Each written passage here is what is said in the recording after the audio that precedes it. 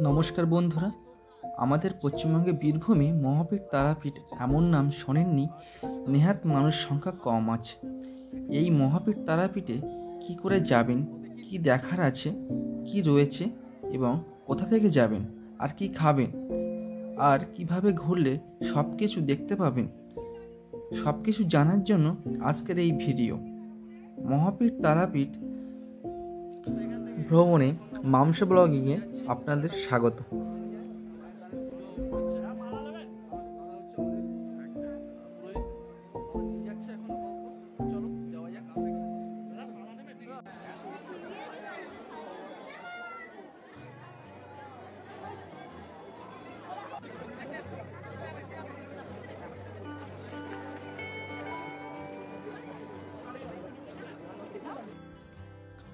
আর চলেছি তারাপীঠ ভ্রমণের উদ্দেশ্যে। 31 ডিসেম্বর সকাল কলকাতা থেকে বেরিয়ে পড়লাম তারাপীঠে ঘুরবো বলে। কথা বলতে বলতে চলে এসেছি হাওড়া স্টেশনের দিকে। এই হাওড়া স্টেশনের নাম তথা রবীন্দ্র সেতু, এমনই একটা ব্রিজ, ওটা ভারতবর্ষে আছে বলে আর মনে হয় না। এই একটা জায়গায় এই ব্রিজটাই আছে।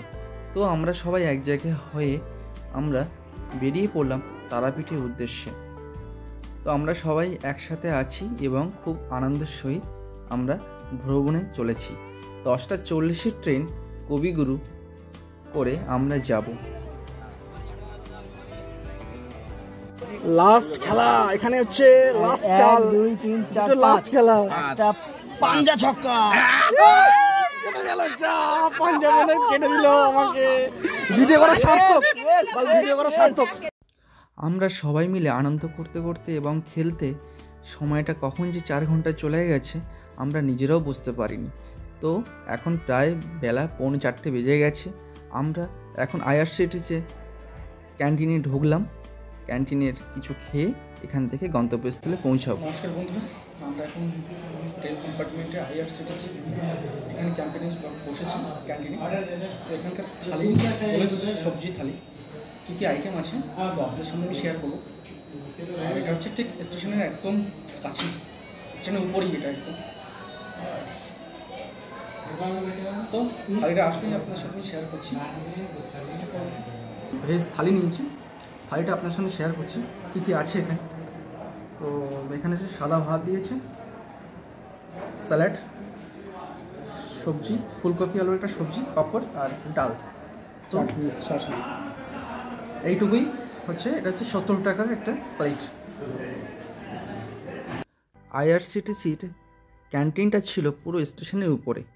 তো আমরা এখন এখান থেকে গন্তব্যস্থলে পৌঁছানোর জন্য অটো বা বাস বা ম্যাজিক গাড়ি টাইপের কিছু দেখতে এরকম একটা গাড়িতে আমরা ওখানে গন্তব্যস্থলে পৌঁছানোর জন্য একে একে করে এখান থেকে সিট নিয়ে বসে পড়লাম।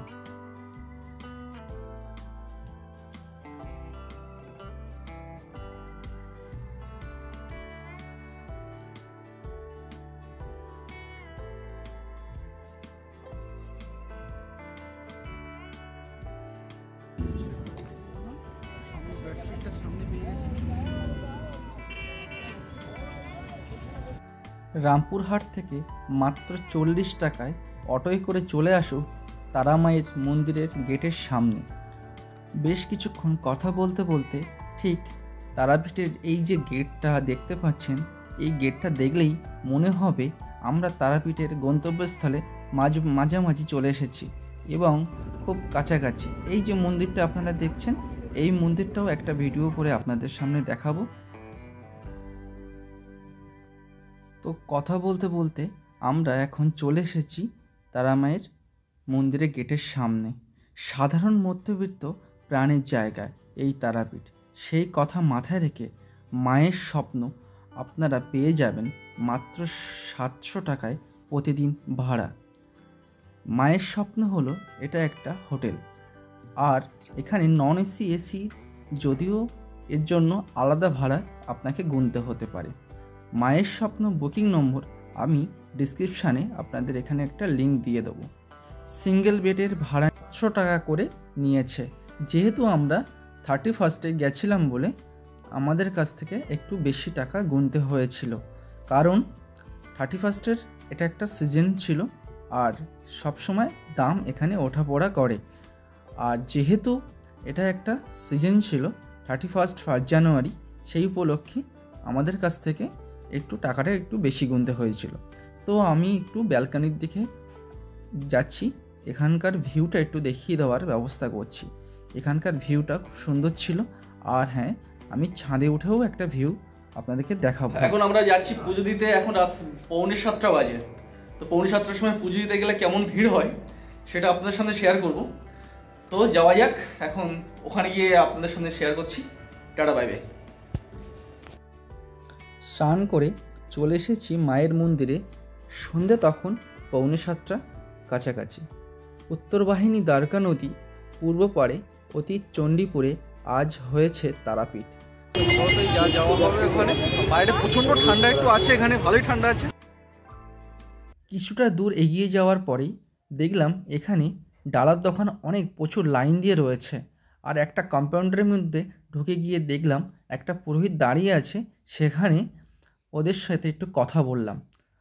কথা বলে জানতে পারলাম এখানে ভিআইপি লাইন এবং সাধারণ লাইন দুটোই রয়েছে, এবং সাধারণ লাইনের দিতে গেলে পয়সা লাগবে না বলছে, আর ভিআইপি লাইনে দিতে গেলে 500 টাকা এবং 300 টাকার লাইনও আছে। এখান থেকে তো এখন আপাতত পুজো দিতে যাচ্ছি। ডালাটা পুজো হচ্ছে, মালা নেবেন, আর দাদা হচ্ছে আমাদের পুরোহিত, আমাদের নিয়ে যাচ্ছে এখন আপাতত। চলো যাওয়া যাক।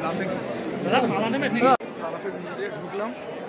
রাত্রিবেলার পুজো দেওয়ার কি এক্সপিরিয়েন্স আপনাদের সামনে আমি শেয়ার করছি। কেমন লাগছে আপনাদের সামনে দেখুন। ভিড়টাও বেশ জমজমাট হয়ে উঠেছে আপাতত। আর এটা পুরোটা আমি ঘুরে দেখাচ্ছি। পুরোটা দেখুন, ভিড়টা দেখুন, ভিড়টা দেখুন।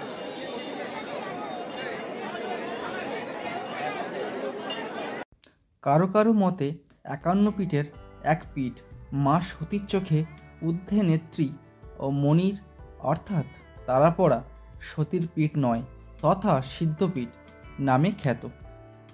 কথা বলতে বলতে আমরা আমাদের স্থানে পৌঁছে যাওয়ার জন্য আমাদের শেষ প্রান্তে লাইনটা কোথায় আছে সেটা খোঁজার জন্য আমরা একের একে জায়গায় পৌঁছে যাওয়ার জন্য একটা পুরোহিত আমাদের সঙ্গে করে নিয়ে আমাদের লাইন দাঁড় করিয়ে দিল। তারাপীঠ হিন্দু ধর্মের শক্তির আরাধনা স্থান করে নিয়েছে।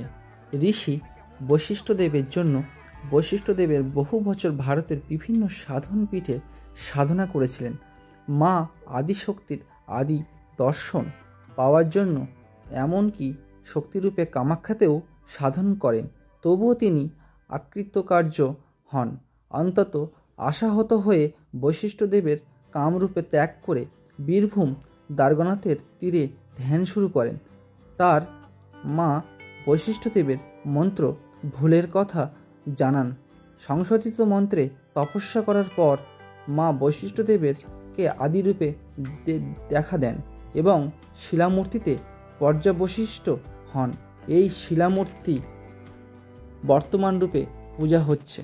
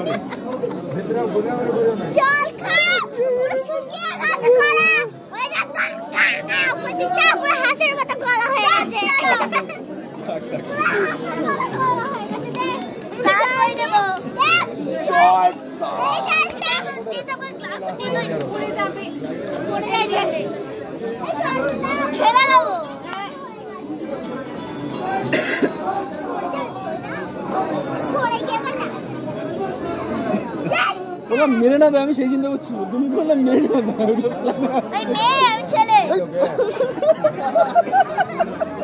আমি ছেলে নাই, আমি মিঠাই খাচ্ছি।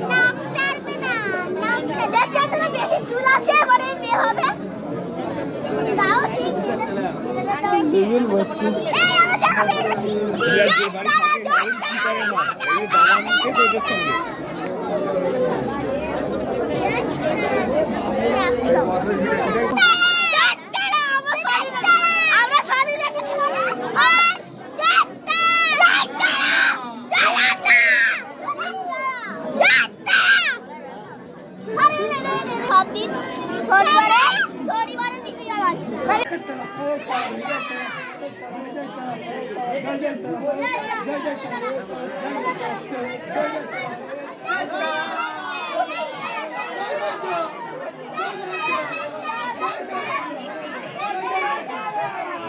সত্যি কথা বলতে অঙ্কুশ আর মিঠাইয়ের জন্য আমাদের একটু লাইনে যে 3 ঘন্টা লাইনে দাঁড়িয়ে আছি একটুও কষ্ট অনুভব হয়নি।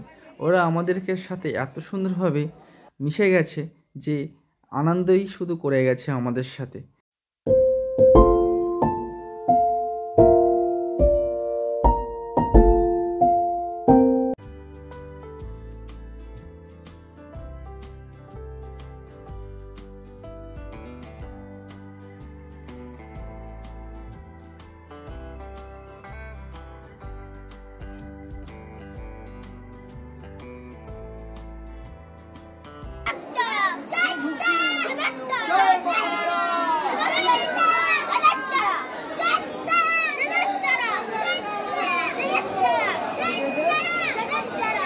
রাত এখন 10টা বাজে, আর এই 10টার সময় পুজো দিতে অনুভবটা এত সুন্দর আমাদের লাগছিল না।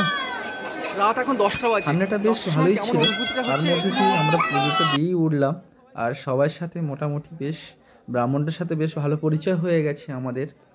খুব ভালোভাবে কাটিয়েছি আমরা এই 31 এবং 1 জানুয়ারিটা। মা তারার রূপ ও মুখমণ্ডল ও বস্ত্র ও অলঙ্কার নিচে রয়েছে এই শিলামূর্তি। মা তারাকে দর্শন করে আমরা এখন চলে এলাম মন্দিরের বাইরে। মা তারার মন্দিরে চালার শিল্পে নিদর্শন সুন্দরের বাইরে রয়েছে অসংখ্য দোকান। দোকানটা খোলা থাকে, এটা দোকান ভোর 3টের সময় খোলে, আর যতক্ষণ লোক যতক্ষণ থাকে ততক্ষণ, রাত 11টা পর্যন্ত থাকে। দোকানটার নাম একবার বলে দাও। মায়ের নাম সুকুমার মুখার্জি। এখানে আমরা পরপর 3 বছর এসেছি, পরপর আমরা 3 বছর এসেছি পরপর। লোক যতক্ষণ থাকে ততক্ষণ খোলা থাকে। আচ্ছা, ভোর আমাদের 4টের সময় কমন টাইম, এখন লোক বেশি, তার জন্য 3:30 দাদা ভাইয়ের সাথে কথা বলতে বলতে এই দোকানের অ্যাড্রেসটা আমি একটু দিয়ে দিচ্ছি। এটা হচ্ছে মায়ের দান ভাণ্ডার, আর এটা হচ্ছে সুকুমার মুখার্জির দোকান, হচ্ছে পুত্র, যার সঙ্গে কথা বললাম আমি। আর মোবাইল নাম্বারটা এখানে দেওয়া রয়েছে, আমি ডিসক্রিপশন তবুও দিয়ে দেবো। আপনারা সেটা এখান থেকে যদি কেনাকাটা করতে চান বা পুজোর ডালা হিসেবে পোষণ নিতে চান তো এখান থেকে নিতে পারেন, সাজেশন করে দিলাম এখানে।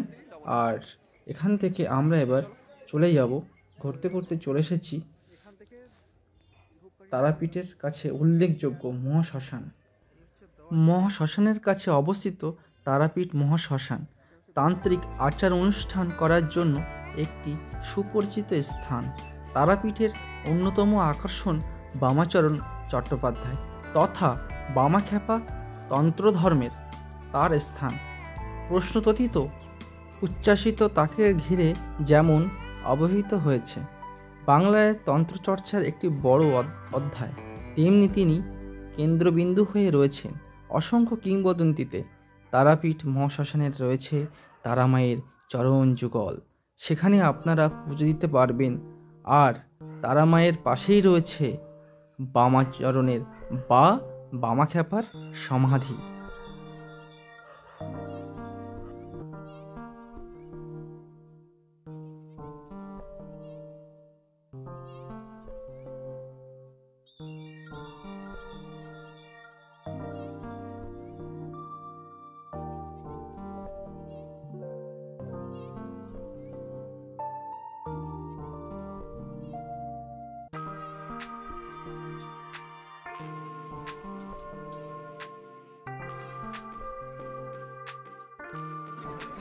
কিছুক্ষণ দেখার পর আমরা আবার চলে এসেছি তারামায়ের গেটের সামনে।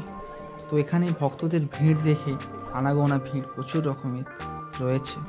আর তারপর চলে যাচ্ছি কিছুটা শপিংয়ের দিকে। এখানে কিছু কিছু পিকচার দেখার মতো, খুব সুন্দর সুন্দর পিকচার আপনারা কিনে নিয়ে যেতে পারেন। এক একটা রকমের পিকচার, এক এক রকমের দামের।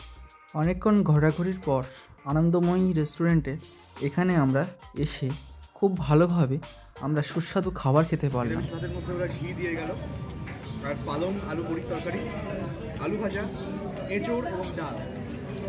এরপর মাছ, মাংস, ডিম আমরা যে যা নেবো সেটা এডিশনাল চার্জেস। ঠিক আছে, তো আপনারা দেখতে থাকুন আমাদের চ্যানেল, সঙ্গে থাকুন।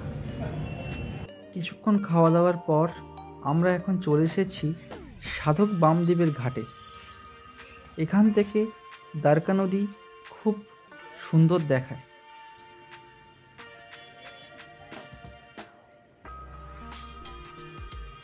নদীটির পাড়ে কিছুক্ষণ সময় কাটাতে থাকলাম। কিছুক্ষণ সময় কাটানোর পর আমরা চলে এসেছি আবার ঠিক মন্দিরের কাছাকাছি।